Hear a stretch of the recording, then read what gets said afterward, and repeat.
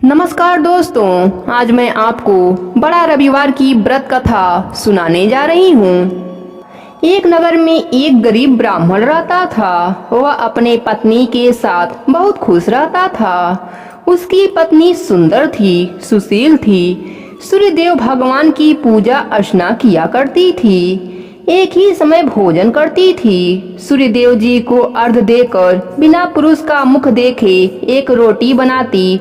उस रोटी को सूर्य भगवान को भोग लगाकर वह रोटी स्वयं खा लेती। अपने पति के लिए दूसरी रोटी बनाकर खिलाती। कुछ दिनों बाद उसके घर में एक पुत्री का जन्म हुआ। वह पुत्री धीरे धीरे बड़ी होने लगी।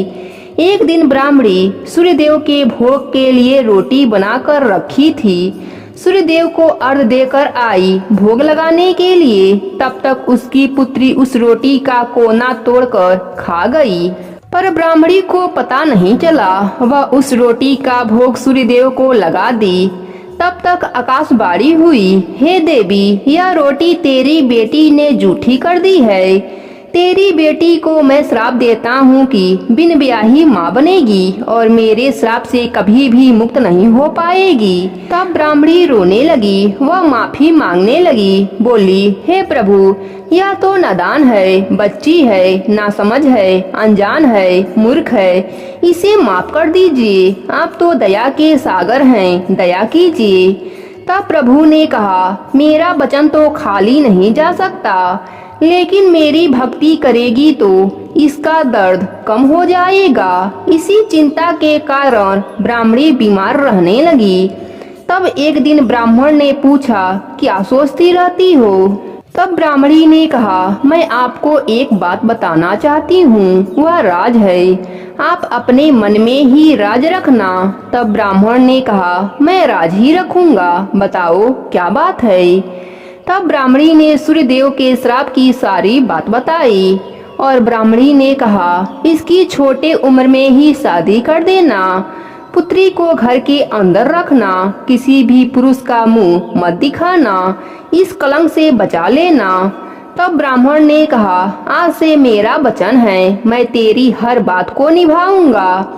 तब ब्राह्मणी ने कहा, एक बात और है, तुम इसे छोटी उम्र में ही सूर्यदेव का पूजा करना सिखा देना, क्योंकि सूर्यदेव इसके भक्ति से प्रसन्न हो जाएंगे तो श्राप वापस ले लेंगे।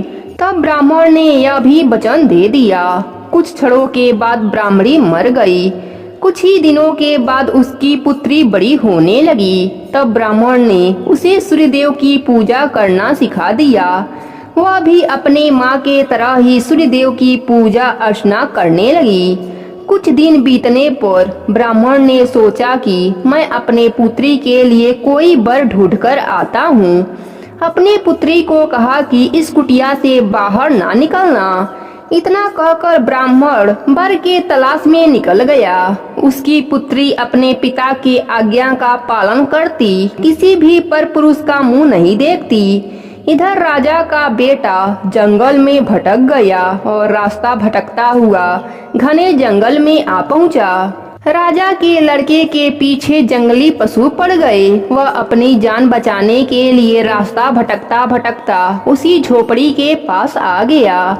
जोर से चिल्लाने लगा, बचाओ बचाओ। तब पुत्री पिता के वचन को भूल गई। दरवाजा खोल दिया। उसने देखा बहुत सुंदर राजकुमार बाहर खड़ा है। वह देखती ही रह गई। तब तक राजा का बेटा कुटिया के अंदर आकर दरवाजा लगा दिया। ब्राह्मण की बेटी ने कहा, तुम अंदर नहीं आ सकते हो, मैं पुरुष का मुंह नहीं देखती। तब राजा का बेटा बोला, मैं तुम्हारे साथ कोई दुर्व्यवहार नहीं करूँगा, मैं तो अपनी जान बचाने के लिए आया हूँ। अगर तुम मेरे प्राण बचाने से खुश नहीं हो तो मैं बाहर जा रहा हूँ। ब्राह्मण की बेटी धर्म संकट में पड़ गई और सोचने लगी, मैं इसे बाहर भेजती हूँ तो इसके प्राण जा सकते हैं, वह भी मुझे हत्या लगेगा।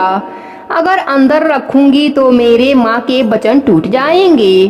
कोई बात नहीं, ऐसा कहकर अपने मन में धीर रखकर सोचने लगी। तब ब्राह्मणी की बेटी ने कहा, मेरे वस्त्र पहनकर नारी बनकर मेरे पिताजी के सामने रहना पड़ेगा। क्योंकि मुझे पुरुष का मुख देखने की आज्ञा नहीं है। तब राजा का बेटा बोला, तुमने मेरी जान बचाई है, मैं तुम्हारी हर बात मानूंगा। तब वह लड़की वाला वस्त्र पहन लिया। कुछ देर के बाद ब्राह्मण आया तो पूछने लगा, पुत्री तुम्हारे साथ कौन है? तब पुत्री ने जवाब दिया, यह नारी रास्ता भटक गई थी, इसके पीछे जानवर पड़े हुए थे। यह अपनी जान बचाने के लिए आवाज लगाई तो मैंने दरवाजा खोल दिया। पिताजी आपकी आज्ञा हो तो यह हमारे साथ रह जाए। तब ब्राह्मण ने कहा कि नारी है तो मुझे कोई परेशानी नहीं है। कई दिन ऐसे ही बीत गए। उन दोनों में इतना प्रेम बढ़ गया कि वह हर हद पार कर गए। ब्राह्मण की बेटी गर्भवती हो गई। अब दोनों घबराने लगे। तब राजकुमार ने कहा, तुम अपने पिताजी से कह देना कि मैं गर्भवती थी। मैं जब बाहर से आई थी तभी गर्भवती थी। तब राजकुमार की बात मानकर ब्राह्मणी की बेटी ने अपने पिताजी के आते ही बीमारी का बहाना बनाकर सो जाती। धीरे धीरे 9 महीने बीत गए। उसका अंत समय आ गया। तब पिताजी को आवाज लगाई, बोली, इसकी अंतिम समय है पिताजी, आप दाई माँ को बुला दीजिए। तब ब्राह्मण ने दाई को बुलाकर लाया। दाई माँ ने अंदर आकर देखा तो ब्राह्मण की बेटी गर्भवती थी, उसका बच्चा होने वाला था। तब राजा के बेटे ने सारी बात बताई और कहा, अगर तुम किसी से कुछ नहीं बताओगी तो मैं तुम्हारा घर अन्य धन से भर दूंगा। दाई माँ ने राजा के बेटे के कहे अनुसार ही किया। बाहर जाकर किसी को कुछ नहीं बताया। धीरे धीरे उनका बेटा बड़ा होने लगा। एक दिन राजा अपने बेटे को ढूंढता हुआ उसी नगर में आया और उसी झोपड़ी के पास आकर दरवाजा खटखटाने लगा। ब्राह्मण की बेटी ने दरवाजा खोला। तब तक राजकुमार नहा धोकर बाहर निकला। राजा ने अपने पुत्र को पहचान लिया। राजकुमार ने अपने पिताजी से सारी बात बताई, पर राजा ने कोई भी बात नहीं मानी और अपने बेटे के साथ राजमहल आ गए। इधर ब्राह्मण की बेटी अपने भाग्य को कोसती रही, ना खाना खाती, ना पानी पीती, दिन पर दिन अपने शरीर को त्यागती रहती। एक दिन सूर्य भगवान उसके भक्ति से प्रसन्न हुए और प्रकट होकर बोले, हे देवी, तुम क्यों घबराती हो? मैं तुम्हारी भक्ति से प्रसन्न हूँ। अब तुम्हारे दुख के दिन समाप्त हो जाएंगे।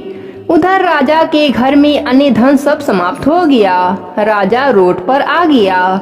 एक दिन राजा के सपने में सूर्य देव ने दर्शन देकर कहा, तुम्हारा अन्य धन मैंने नष्ट किया है। यह सब मेरे क्रोध के कारण हुआ है। तुमने ब्राह्मण की बेटी के साथ अन्याय किया है। राजा ने सूर्यदेव से क्षमा मांगने लगा और सब पहले जैसा होने का उपाय पूछा।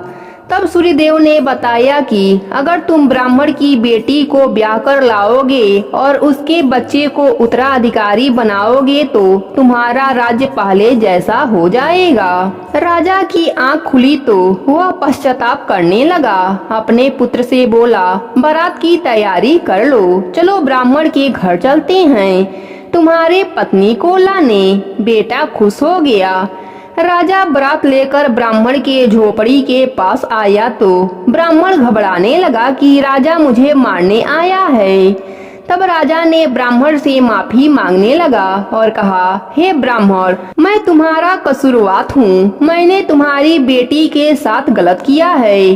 अब दोनों की शादी करने आया हूँ। तब ब्राह्मण खुश हो गया। दोनों की शादी हो गई। सूर्य भगवान की कृपा से राजा का राज पहले जैसा हो गया और ब्राह्मण की कन्या सुखों का भोग करने लगी। प्रेम से बोलिए सूर्य भगवान की जय हो।